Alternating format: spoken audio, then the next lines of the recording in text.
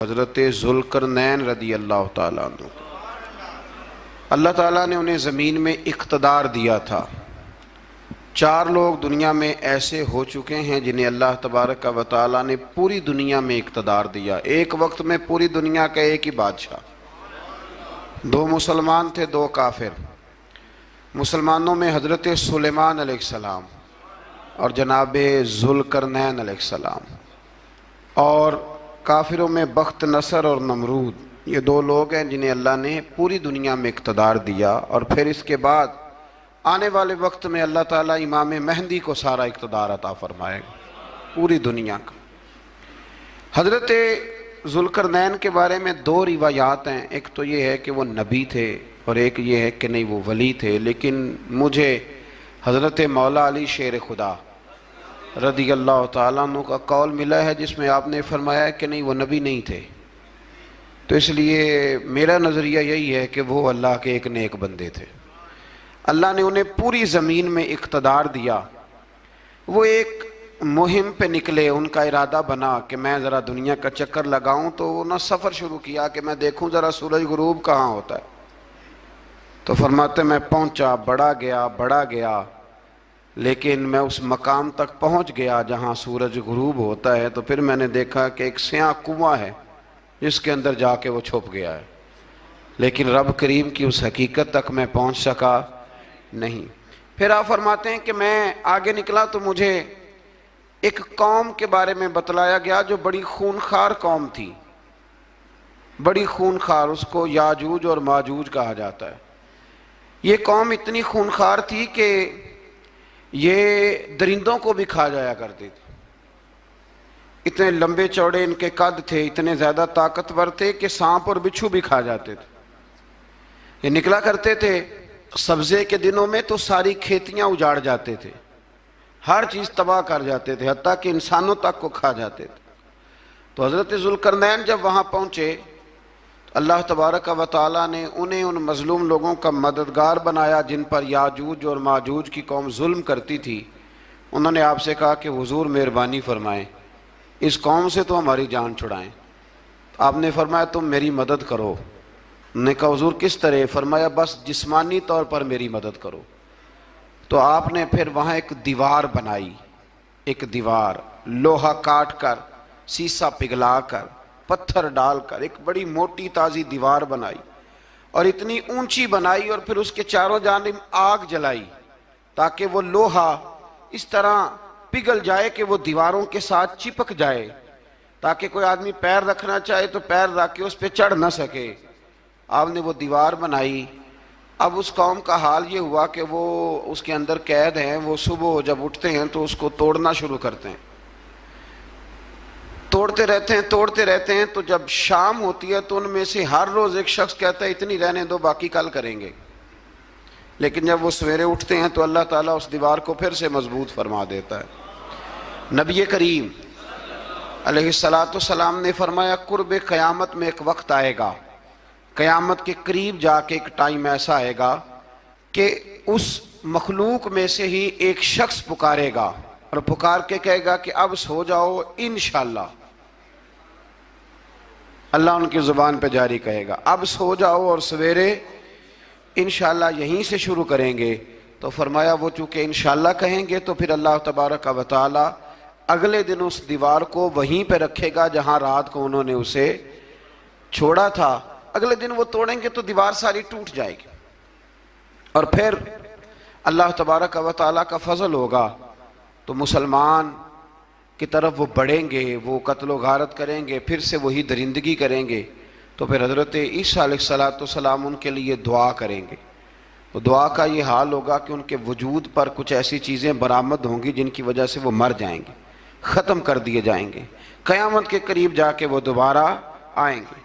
اس کے بعد پھر اللہ تبارک و تعالیٰ نے سورہ کہف کی آخری آیات میں 7 سمندر اور ان جیسے اور بھی آ جائیں، فرمایا 7 سمندر ہوں اور ان جیسے اور بھی آ جائیں، اور مل کر وہ روشنائی بن جائیں تو میرے رب کے کلمات ختم ہونے سے پہلے سمندر ختم ہو جائیں گے۔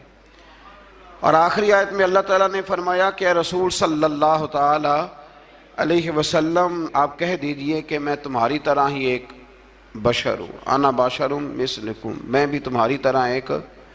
اب مثلکم کا بہت سارے لوگوں نے ترجمہ اپنی طرح کا کر لیا ہے، حالانکہ حضور صلی اللہ تعالی علیہ وسلم نے فرمایا کہ بشر ہونے میں تمہاری طرح ہوں، رسول ہونے میں تمہاری طرح نہیں، اللہ کا حبیب ہونے میں تمہاری طرح۔ اور وہ یہ جو میں کہہ رہا ہوں نا نہیں، تو یہ صحیح بخاری کے لفظ ہیں، حضور نے فرمایا ایکم مثلی، کون ہے تم میں جو میری طرح ہو، یہ صحیح بخاری کے لفظ ہیں۔ اللہ تبارک و تعالی سمجھنے کی توفیق عطا فرمائے۔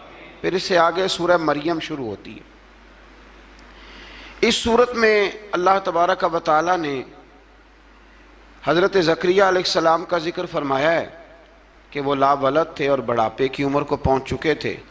انہوں نے اللہ تعالیٰ سے اولاد کی دعا کی جو ان کا اور آل یعقوب کا وارث ہو، تو اللہ تعالیٰ نے انہیں بیٹے کی بشارت عطا فرمائی جس کا نام انہوں نے یحییٰ رکھا، بلکہ یہ نام انہوں نے پہلے سے رکھ لیا تھا، یہ یحییٰ نام انہوں نے پہلے سے رکھ لیا تھا۔ مجھے اب لوگ کس سینس میں مسئلہ پوچھتے ہیں یہ نہیں مجھے بتا، لیکن مجھ سے ایک دوست نے کچھ دن پہلے پوچھا کہ پیدائش سے پہلے بچے کا نام رکھنا جائز ہے، تو میں نے انہیں کہا کہ ہاں، آپ سورہ مریم پڑھیں گے تو آپ کا اندازہ ہوگا کہ حضرت زکریہ نے بیٹے کا نام پہلے ہی رکھ دیا تھا، کیونکہ انہیں یقین کامل تھا کہ رب کریم مجھے بیٹا ہی عطا فرمائے گا۔ تو حضرت یحییٰ علیہ السلام کو اللہ تعالیٰ نے بچپن میں ہی نبوت عطا کی اور کتاب دی۔ ان کے اوصاف یہ بیان کیے کہ وہ پاکیزہ اور متقی تھے، ماں باپ کے ساتھ نیکی کرنے والے تھے اور سرکش نہیں تھے۔ ان پر سلام ہو جب وہ پیدا ہوئے، اور ان پر سلام ہو جب ان کی وفات ہوئی، اور قیامت کے دن جب انہیں اٹھایا جائے گا۔ اس سے معلوم ہوا کہ نبی کریم علیہ السلام پر یا کسی بھی نبی پر سلام بھیجنا، اور اس دن پر سلام بھیجنا جس دن اللہ تعالیٰ نے انہیں پیدا فرمایا ہے، یہ قرآن مجید سے ثابت ہے۔ یعنی آپ یہ کہہ سکتے ہیں کہ جس سہانی گھڑی چمکا طیبہ کا چاند، اس دل افروز ساعت پہ، دل افروز ساعت پہ اللہ، تو یہ عین قرآن مجید ہے کہ جس دن وہ پیدا ہوئے اس دن ان پر سلام۔ اللہ تعالیٰ سمجھنے کی توفیق عطا فرمائے۔ پھر اس سے آگے چل کر حضرت مریم سلام اللہ علیہا کا ذکر ہے کہ ان کے پاس فرشتہ آیا۔ ہم تیسرے پارے میں بھی ان کا ذکر پڑھ آئے، پھر ایک آدھ اور جگہ پہ بھی اشارتاً کنایتاً ان کا تذکر آیا کہ ان کے پاس فرشتہ انسانی شکل میں آیا، اور فرشتے نے آ کے کہا کہ میں آپ کو بیٹے کی بشارت دینے آیا ہوں۔ کہنے لگی میرے پاس کیسے بیٹا آئے گا، مجھے تو کسی مرد نے چھوا ہی نہیں۔ تو فرمایا رب ایسے ہی کرتا ہے جب وہ کسی کام کا ارادہ فرما لیتا ہے۔ تو حضرت مریم کے ہاں اللہ تبارک و تعالیٰ نے حضرت عیسیٰ علیہ السلام کی ولادت فرمائی۔ حضرت عیسیٰ بغیر باپ کے پیدا ہوئے، اور حضرت آدم علیہ السلام غیر ماں باپ کے پیدا ہوئے، تو یہ اللہ کی قدرت کی نشانی ہے۔ اب حضرت عیسیٰ علیہ السلام کی جب ولادت ہوئی تو یہ آپ کا معجزہ اور حضرت مریم کی کرامت سامنے آئی کہ آپ ایک خشک کھجور کے نیچے بیٹھی تو اللہ تعالیٰ نے اسے سرسبز و شاداب کر دیا، اور آپ اس کو ہلاتی تھی تو وہ کھجوریں گرتی تھی۔ بڑی پریشان تھی آپ کے، قوم کے سامنے کیا منہ لے کے جاؤں گی، لوگ کیا کہیں گے۔ لوگوں کے لیے الزام لگانا، پروپیگنڈا کرنا بڑا ہی آسان کام ہے۔ دو ہی تو کام دنیا میں آسان ہے، ایک بدگمانی کرنا اور ایک غیبت کرنا، اور اتنا مزیدار کام ہے کہ آپ ساری دیہڑی کرائیں، کوئی بندہ تھکنے کو تیار، معاذ اللہ ثم معاذ اللہ، سارا دن۔ اور اگر آپ کہیں کہ اللہ کا ذکر کرو، تسبیح لے لو، صرف 500 دفعہ درود شریف پڑھ لو، تو پھر کیا بنے گا، کام یاد آ جائے گا، بہت سارے لوگوں نکل لیں گے۔ کبھی کبھی کچھ چیزیں بڑی یاد رہ جاتی ہیں۔ ایک شاعر نے ایک شعر کہا تھا، میری تھوڑی سی شعری ذوق ہے تو مجھے دلچسپی ہے، رہ جاتی ہیں کچھ باتیں ذہن میں۔ ایک دفعہ ہمارے ایک دوست کے بارے میں کچھ پراپیگنڈا ہونے لگا، تو میں نے انہیں ایک شعر لکھ کے بھیجا، مجھے یاد تھا، میں نے ایک شعر لکھا۔ کسی شاعر نے کہا تھا کہ مخلوق تو فنکار ہے اس درجہ کے پل بھر میں، سنگے در کعبہ سے بھی اصنام تراشے۔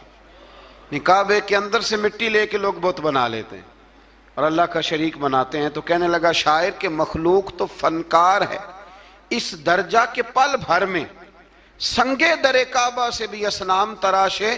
تم کون ہو، کیا چیز ہے داغ کبابی، لوگوں نے تو مریم پہ بھی الزام تراشے۔ لوگ تو منٹ لگاتے ہیں، وہ جو رہی مسجد میں، پلی مسجد میں، لوگوں نے الزام لگانے کا وقت آیا تو الزام لگا دیا، سید عائشہ صدیقہ پہ لگا دیا، صدیق کی بیٹی اور صدیقہ. آپ سوچ سکتے ہیں کہ لوگ کہاں تک جاتے ہیں اور باتیں کہاں تک پہنچتی ہیں. تو یہ میرے رب کریم کا فضل اور کرم ہے کہ جناب مریم کی برات کا اعلان بھی قرآن نے کیا اور حضرت عائشہ صدیقہ کی برات کا اعلان بھی قرآن پاک نے فرمایا. یہ بھی قرآن مجید نے فرمایا ہے. اور کل پرسوں بھی بات ہو رہی تھی حضرت یوسف علیہ السلام کی، تو الزام تو لگتے رہتے ہیں. تو میں نے اس دن بھی سوال کیا تھا، پھر دہراتا ہوں کہ غلطی کیا تھی حضرت یوسف کی. کبھی کنواں اندھیرا، کبھی بھائیوں کے تھپڑ، کبھی مصر کا بازار. اور ذرا سوچو تو صحیح، جب بولیاں لگتی ہیں انسان کی تو کیا حال ہوتا ہے. اور پھر ذرا یہ بھی تو دیکھو نا کہ جب زلیخا نے الزام لگایا تو پھر کیا حال ہے. اور پھر 12 سال کی جیل پر رب فرماتے ہیں شانیں میں نے یوسف کو ہی عطا فرمائی ہیں. تو حضرت مریم سلام اللہ علیہا جب وہ بیٹا لے کے گئی ان کے پاس تو انہوں نے کہا یہ کہاں سے آ گیا.